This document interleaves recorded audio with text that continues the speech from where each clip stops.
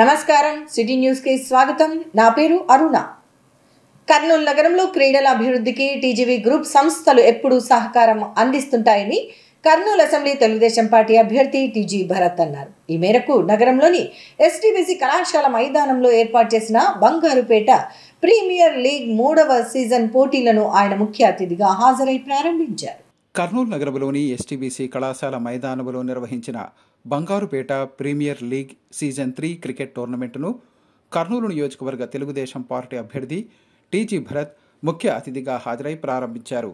ఈ సందర్భంగా క్రీడాకారులను పరిచయం చేసుకున్నారు. అనంతరం కర్నూలు అసెంబ్లీ తెలుగుదేశం పార్టీ అభ్యర్థి టీజీ భరత్ మాట్లాడుతూ బంగారుపేట ప్రాంతానికి చెందిన యువత క్రికెట్లో పాల్గొనేలా ప్రోత్సహిస్తూ క్రీడలు నిర్వహిస్తున్న నిర్వాహకులకు అభినందనలు తెలిపారు. ప్రస్తుతం ఉన్న పరిస్థితుల్లో ప్రతి ఒక్కరికి శారీరక వ్యాయామం అవసరమన్నారు. మనిషి జీవితంలో క్రీడలకు ఉన్న ప్రాధాన్యతను గుర్తించి ఇతరులు సైతం క్రీడల్లో పాల్గొనేలా చైతన్యం తీసుకురావాలని క్రీడాకారులకు ఆయన సూచించారు.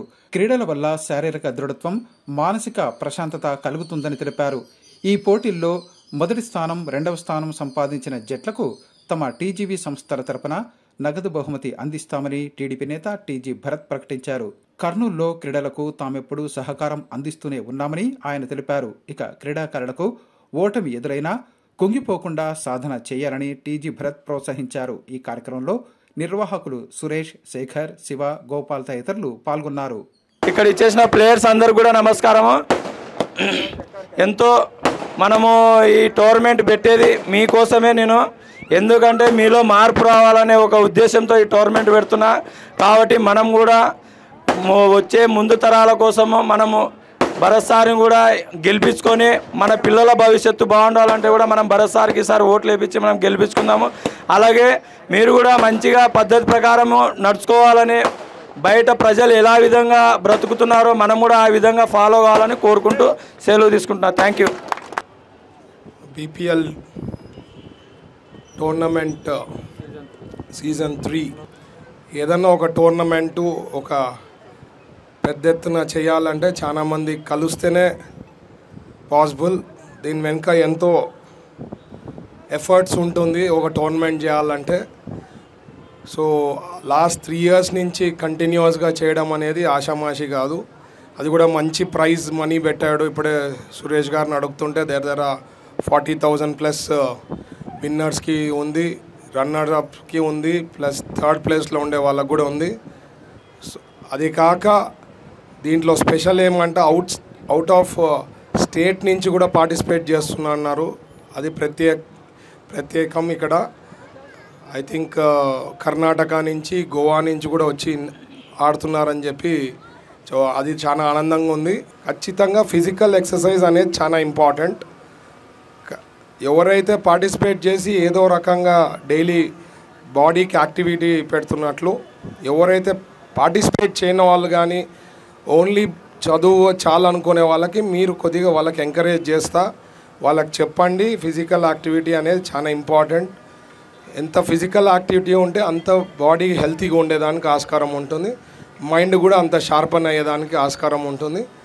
అలాగే నా తరఫున కూడా టీజీబీ యూత్ తరఫున కూడా విన్నర్స్కి, రన్నర్అప్స్కి మా సైడ్ నుంచి కూడా ఒక క్యాష్ మనీ అవార్డు నా సైడ్ నుంచి కూడా. ఎందుకంటే మనోడు సురేష్ నాకు బాగా క్లోజ్లీ అసోసియేటెడ్ కాబట్టి ఆయన కండక్ట్ చేస్తున్నాడు. సో నా తరఫున కూడా, మా టీజీబీ యూత్ తరఫున కూడా క్యాష్ అవార్డ్స్ ఇవ్వదలుచుకున్నా. కర్నూలు నగర సమగ్ర అభివృద్ధి, నిరుద్యోగ యువతకు ఉద్యోగ ఉపాధి అవకాశాల కల్పన కోసం రానున్న ఎన్నికల్లో తెలుగుదేశం పార్టీ కర్నూలు అసెంబ్లీ అభ్యర్థి టీజీ భరత్ను భారీ మెజారిటీతో గెలిపించాలని టీడీపీ దళిత జేఏసీ చైర్మన్ బొల్లెద్దుల రామకృష్ణ కోరారు. ఈ మేరకు నగరంలోని 24వ వార్డులో జరిగిన దళిత చైతన్యం కార్యక్రమంలో ఆయన పాల్గొన్నారు. 24వ వార్డు పరిధిలో తెలుగుదేశం పార్టీ దళిత జేఏసీ ఆధ్వర్యంలో దళిత చైతన్య యాత్ర కార్యక్రమాన్ని నిర్వహించారు. ఈ కార్యక్రమంలో Telugu Desam party Dalit JAC chairman Bolleddula Ramakrishna, ward in charge Swamireddy, corporator రమణమ్మతో పాటు పార్టీ నాయకులు, కార్యకర్తలు పాల్గొన్నారు.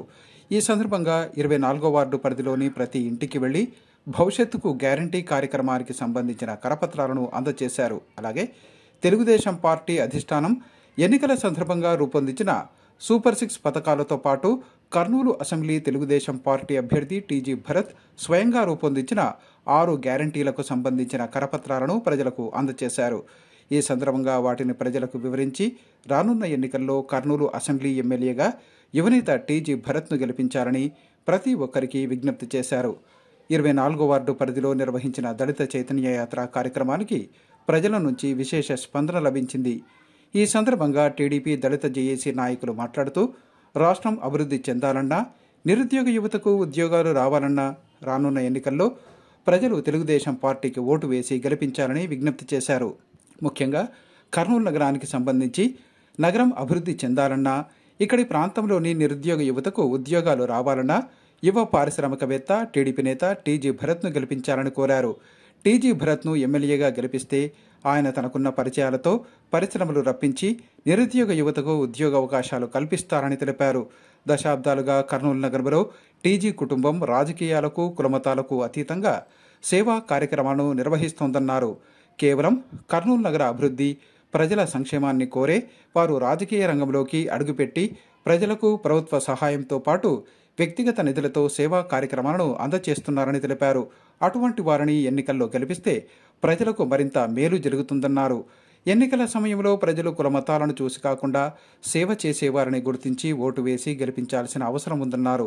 ముఖ్యంగా బడుగు బలహీన వర్గాల అభ్యున్నతే ధ్యేయంగా తెలుగుదేశం పార్టీ ఏర్పడిందని, తెలుగుదేశం పార్టీ రాష్ట్రంలో స్థాపించిన తర్వాతే బడుగు బలహీన వర్గాలకు రిజర్వేషన్లు చట్టసభల్లో స్థానం లభించిందని వివరించారు. అందరికీ నమస్కారం. ముఖ్యంగా నేను చెప్పేది ఏమంటే కర్నూలు ప్రజలంతా అదృష్టవంతులు ఎవరు లేరు.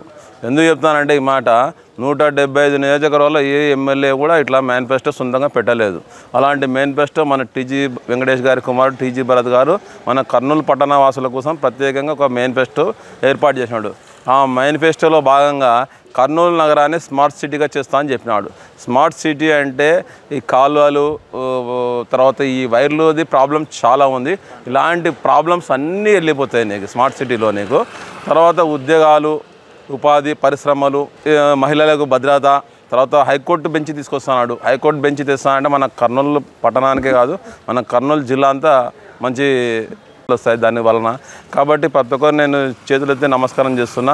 మతాన్ని చూడొద్దండి, దయచేసి మంచి మనిషిని చూడండి, మంచి చేసే మనిషిని చూడండి. మంచి మనిషికి ఓటేసామనుకో మన టౌన్కి అంతా మంచి జరుగుతుంది. కాబట్టి దయచేసి అందరినీ నేను చెప్పేది ఒకటే, ఖచ్చితంగా టీజీ భరత్ సైకిల్కి ఓటేసి టీజీ భరత్ గారిని గెలిపించుకొని చంద్రబాబు గారిని సీఎం చేసుకున్నామంటే మన స్టేట్ బాగుపడుతుంది. మహిళలకు కూడా చాలా ఉపాధి అవకాశాలు, స్కీమ్లు అయితే పెన్షన్స్ చాలా మటుకు మంచి పథకాలు ఏర్పాటు చేసేసినాడు. కాబట్టి ఈ పథకాలని మనం సద్వినియోగం చేసుకోవాలంటే ఖచ్చితంగా మనం సైకిల్ గుర్తుకు ఓటేసి భరత్ సార్ని ఇక్కడ గెలిపించుకున్నామంటే ఆటోమేటిక్గా చంద్రబాబు నాయుడు గారు సీఎం అవుతారు. కాబట్టి జై తెలుగుదేశం. మనకి ఇప్పుడు ఇచ్చేది మన భరతయ్య 6 పథకాలు నేను సొంతంగా ఇస్తానని చెప్పడం గ్రేట్. ఏ నాయకుడు ఇంతవరకు ఎవరు చెప్పాలా? ఇంతమంది ఎమ్మెల్యేలు గెలిచినారు, ఇంతమంది నాయకులు వచ్చినారు, మినిస్టర్లు అయినారు. ఎవరి నోట్ల రాని మాట భరతయ్యకు వచ్చిందంటే ఆయన మనకు ప్రజాసేవ చేయడానికి ఆయన ముందుకు వచ్చినాడు. అట్లాంటి వాళ్ళకి మనం ముందుకు పోయి చేయాలని అందరికీ, దళితులకు అందరికీ మేము పోయి ఇంటింటికి చెప్తా ఉన్నాం. అందరూ భరతయ్య కోసం ముందుకు వస్తూ ఉన్నారు. వాళ్ళే ఇంటికి వచ్చి నిన్న నైట్ 9 గంటలకు వచ్చినారు. అక్క మావి ఆన్లైన్ చేయక్క, అందరూ చేస్తున్నారు, మాకెందుకు చేయడం లేదక్క అంటే నాకు సంతోషమైంది. మా భరతయ్యకి ముందుకు వచ్చి మీరు ఓట్లు ఇది ఒక్కసారి వేస్తే మీకు ఏం కావాలన్నా కానీ మిమ్మల్ని తీసుకుపోయి అడిగిస్తాం, చెప్పిస్తామని కానీ చెప్పినాము. అందరి కోసం అన్న వాళ్ళకి అందరికీ, రమణక్కకి అందరికీ నమస్కారాలతో తెలుపుకుంటాం. ఈరోజు బాగా ఇది కావాలండి, ఎలక్షన్స్కి ముందుగానే మనం ప్రిపేర్ కావాలని చెప్పే ఉద్దేశంతో వాళ్ళకందరూ ఇంటింటిగా పోయి ప్రచారం చేస్తూ పాంప్లెట్లు ఇస్తూ మేము చేసిన అంటే పనులు చేసి మన పనులు ఏమో చేస్తాడు, ఎలా చేస్తాడు అనే దానికి కూడా ఒక 6 గ్యారెంటీలతో ముందుకు వచ్చాము. అదేవిధంగా ప్రతి ఒక్కరు కూడా మనకు అందరూ ఆహ్వానిస్తున్నారు. మంచిగా ఎస్సీ కార్పొరేషన్లను ఏ విధంగా నిర్వీర్యం చేసినాడో మనకు జగన్ ఒక్క కార్పొరేషన్లో ₹1 డబ్బులు లేకున్నా, యువకులకు అవకాశాలు లేకున్నా, అదేవిధంగా దళితులను ఏ విధంగా వంచన చేశాడు, ఏ విధంగా హతమార్చి వాళ్లకు డోర్ డెలివరీ చేశాడనే విషయం మనకు దళిత సమాజాన్ని చైతన్యం చేసి, అదేవిధంగా దళితులకు తగిన సౌకర్యాలు, మెరుగైన అవకాశాలు కల్పించవలసిందిగా ఈ కార్యక్రమంలో అందరి దళితులను చైతన్యం చేయడం జరుగుతున్నది. ఈరోజు ప్రజలారా దయచేసి ఈరోజు కర్నూలులో జరిగే పార్లమెంట్ అసెంబ్లీ ఎన్నికల్లో మన టీజీ భరత్ గారిని అఖండ మెజార్టీతో గెలిపిస్తారని కూడా మేమందరం ఆశిస్తున్నాము. శ్యామలంగా తయారు చేస్తారని కూడా మేము మీడియా తరఫున ప్రజలకు తెలియజేస్తున్నాం. దయచేసి సైకిల్కి ఓటేయండి, సైకిల్కి ఓటేయండి, సైకిల్కి ఓటేయండి. దయచేసి సైకిల్ గుర్తుకే మన ఓటు వేయించి గెలిపిస్తారని తెలియజేస్తున్నాం. మనిషి శరీరంలోని వ్యర్థాలను బయటకు పంపి మూత్రపిండాల సమస్యలను ప్రాథమిక దశలోనే గుర్తించి చికిత్స పొందితే మూత్రపిండాల వైఫల్యం వంటి తీవ్ర సమస్యలు రాకుండా ఉంటాయని కర్నూలు ప్రభుత్వ సర్వజన వైద్యశాల పర్యవేక్షక అధికారి డాక్టర్ వెంకట రంగారెడ్డి అన్నారు.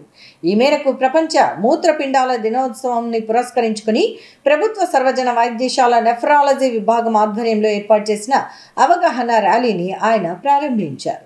ప్రపంచ మూత్రపిండాల దినోత్సవం పురస్కరించుకుని నగరంలోని ప్రభుత్వ సర్వజన వైద్యశాల నెఫ్రాలజీ విభాగం ఆధ్వర్యంలో ఏర్పాటు చేసిన అవగాహన ర్యాలీని ప్రభుత్వ సర్వజన వైద్యశాల పర్యవేక్షక అధికారి డాక్టర్ వెంకట రంగారెడ్డి ముఖ్య అతిథిగా హాజరై ప్రారంభించారు. ఈ ర్యాలీని నగరంలోని ప్రభుత్వ సర్వజన వైద్యశాల నుంచి రాజ్విహార్ సెంటర్ వరకు, తిరిగి రాజ్విహార్ సెంటర్ నుంచి ప్రభుత్వ సర్వజన వైద్యశాల నెఫ్రాలజీ విభాగం వరకు నిర్వహించారు.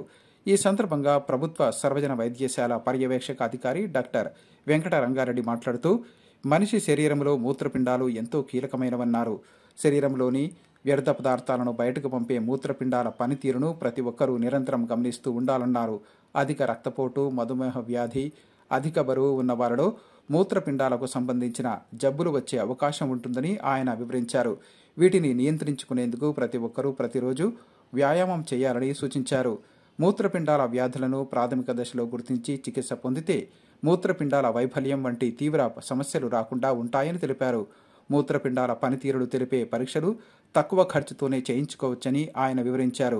ఒకసారి మూత్రపిండాల వైఫల్యం చెందిన తర్వాత మూత్రపిండాల మార్పిడి చికిత్స తప్ప దానికి ఆయన వివరించారు. మూత్రపిండాల పనితీరును మెరుగుపరుచుకునేందుకు మంచి పోషక విలువలు ఉన్న ఆహారాన్ని తీసుకోవాలని ఆయన సూచించారు. ప్రపంచ మూత్రపిండాల దినోత్సవం సందర్భంగా వాటికి వచ్చే జబ్బులు, పరిష్కార మార్గాలపై అవగాహన ర్యాలీని నిర్వహించడం అభినందనీయమని తెలిపారు. ప్రతి ఒక్కరూ మూత్రపిండాల వ్యాధులపై అవగాహన పెంపొందించుకుని ఆరోగ్యంగా జీవించాలని డాక్టర్ వెంకట రంగారెడ్డి సూచించారు.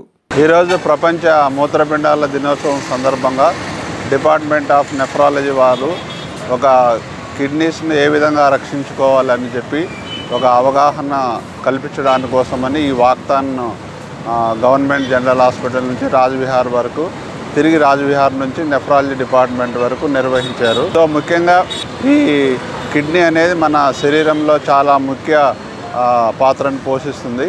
సో మనకు ఎటువంటి చెడు పదార్థాలు ఏర్పడినా కూడా వాటినన్నిటి కూడా బహిర్గతం చేయడానికి ఉపయోగపడుతుంది.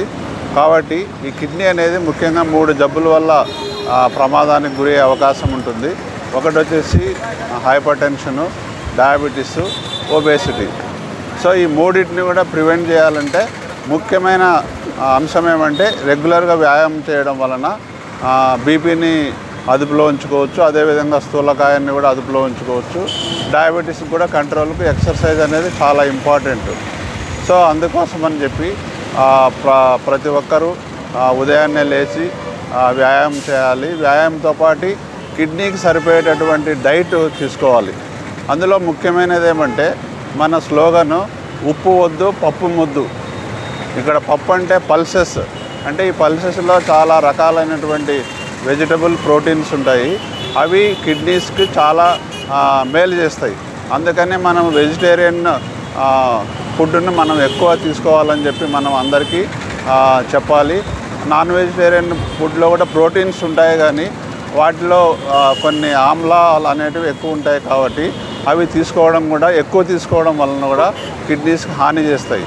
సో ఈ విధంగా వ్యాయామంతో పాటు హెల్తీ లైఫ్ స్టైలు, మంచి ఆహారము ఇవన్నీ తీసుకొని అందరూ కిడ్నీస్ను ప్రొటెక్ట్ చేసుకొని మంచి క్వాలిటీ ఆఫ్ లైఫ్ లీడ్ చేస్తారని చెప్పి ఈ అవగాహన సదస్సు కల్పించడం జరుగుతుంది.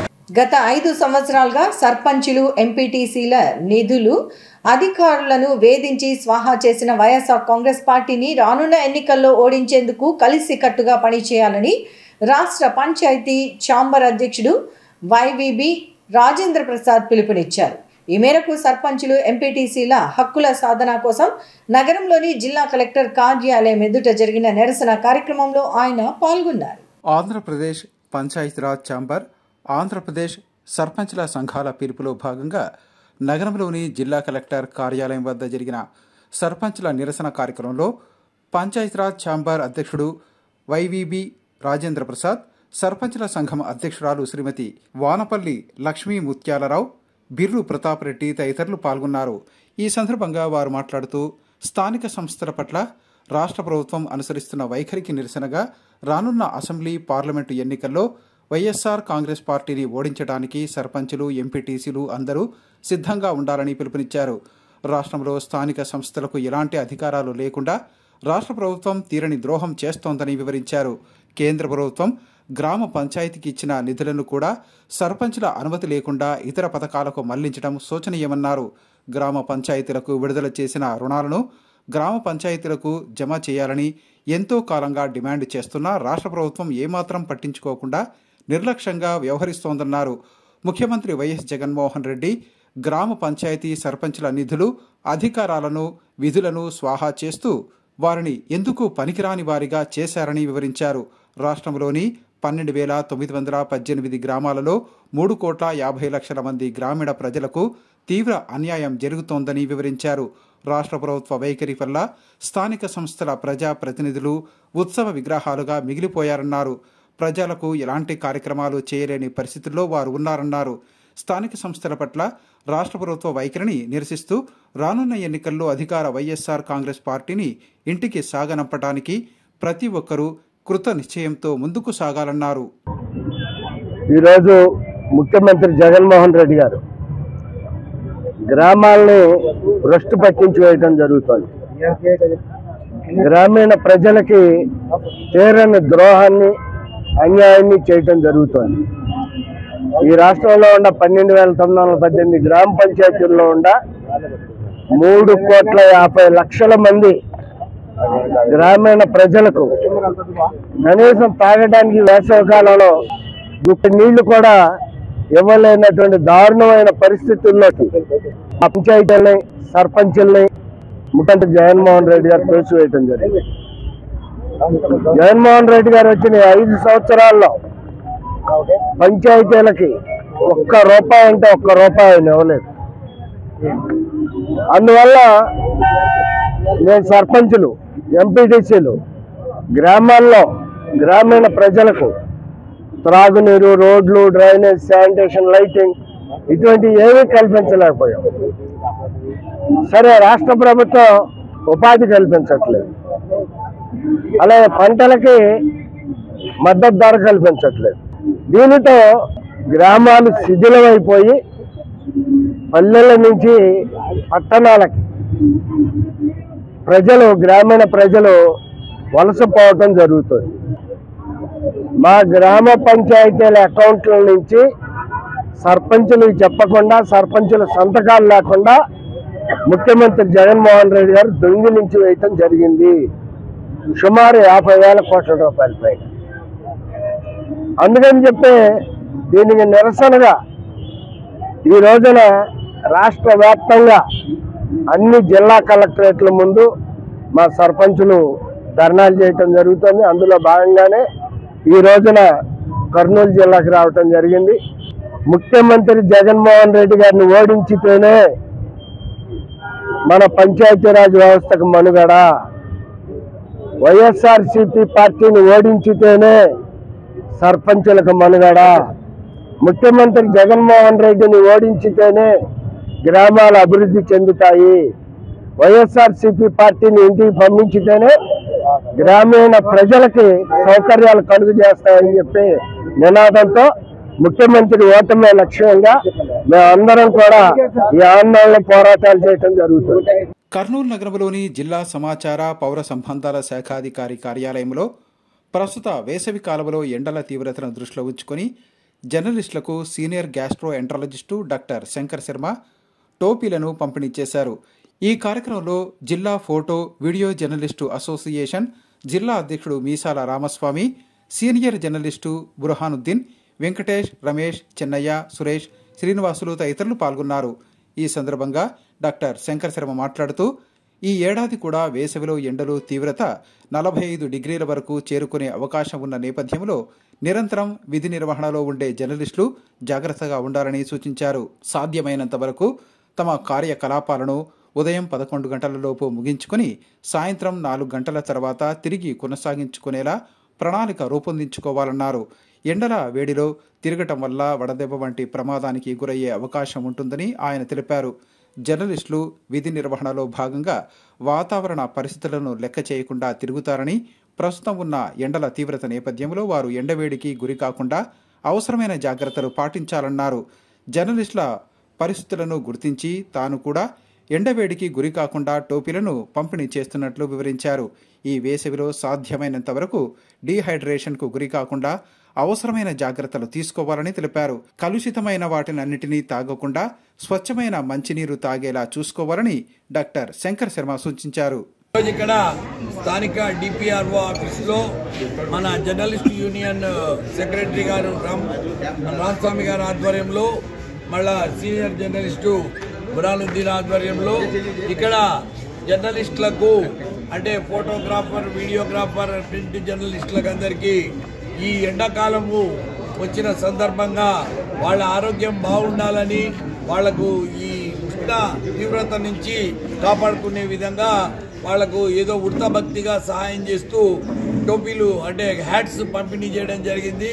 ఈ కార్యక్రమానికి వచ్చి ఈ హ్యాట్స్ నా చేతుల మీదుగా తీసుకుంటున్న జర్నలిస్టులకు అందరికీ నేను ఒకసారి నమస్కారాలు తెలుపుకుంటున్నాను. ముఖ్యంగా ఈసారి ఎండలు చాలా తీవ్రంగా ఉంటాయని మెటీరియాలజీ డిపార్ట్మెంట్ వాళ్ళకి చెప్పడం జరిగింది. అరౌండ్ 40 to 45 డిగ్రీస్ వరకు కూడా పోయే అవకాశం ఉంది. అందులో మన ఏరియాలో కూడా చాలా హీట్ ఎక్కువ, రాకీ ఏరియా. సో మనకు చెట్లు కూడా తక్కువ అయిపోయినాయి. డిఫారెస్టేషన్ వల్ల చాలా అన్యాయం జరిగింది మనకు.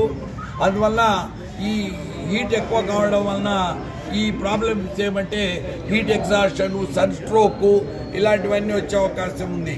ఎక్కడ వీలుంటే అక్కడ మామూలుగా ఉదయాన్నే మార్నింగ్ 11 లోపల మీరు ఈ ఏమన్నా జర్నలిస్ట్ యాక్టివిటీస్ ఉంటే అవన్నీ చేసుకొని మళ్ళీ ఈవినింగ్ కూడా ఏమైనా చేసుకొని మధ్యాహ్నము 12 o'clock నుంచి ఈవినింగ్ 4 వరకు మాత్రం దయచేసి జర్నలిస్టులకు నేను ప్రార్థిస్తున్నాను, బయటికి పోవద్దండి.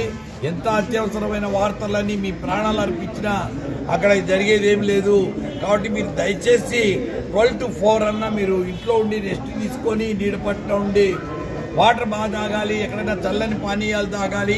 కానీ ఎండాకాలంలోనే కంటామినేటెడ్ వాటర్ ద్వారా ఈ గ్యాస్ట్రోఎంటరైటిస్, కలరా, టైఫాయిడ్, పసిరికలు ఇట్లా రకరకాల వ్యాధులు వస్తుంటాయి. చాలా కేర్ఫుల్గా ఉండాలా. ముఖ్యంగా జాండీస్లో కూడా హెపటైటిస్ ఏ అండ్ ఈ కాలుష్యమైన నీటి ద్వారా వస్తుంది, టైఫాయిడ్ కూడా వస్తుంది. ఫుడ్ చాలా జాగ్రత్తగా ఉండాలా. సో ఎండకు పోకుండా మిమ్మల్ని మీరు కాపాడుకోవాలని మీ మీద ఒక ప్రేమతో, అభిమానంతో ఒక చిన్న సహాయం నేను అందిస్తున్నాను. దయచేసి మీరు ఈ హ్యాట్స్ యాక్సెప్ట్ చేసి ఇవి వాడుకోవాలని నేను కోరుకుంటున్నాను. ఇంతటితో సిటీ న్యూస్ సమాప్తం. తిరిగి రేపు ప్రసారమయ్యే సిటీ న్యూస్ లో మళ్ళీ కలుసుకుందాం. అంతవరకు సెలవు, నమస్కారం.